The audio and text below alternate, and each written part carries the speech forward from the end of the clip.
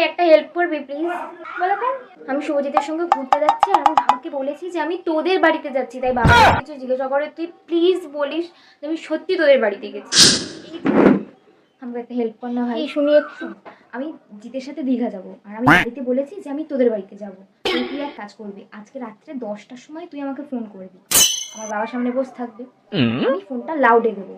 ফোনটা লাউডে দেওয়ার পর তুই আমাকে বলবি ভাই 2 দিনের জন্য তোকে আমাদের বাড়িতে আসতে হবে।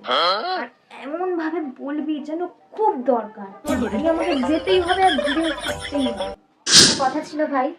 বুঝে গেছি আমি, তুই প্রতিবারের মতো তোর বয়ফ্রেন্ডের সঙ্গে ঘুরতে যাবি আর আমার তোর বাবাকে ঢাড়া মিথ্যা কথা বলতে হবে, তাই তো?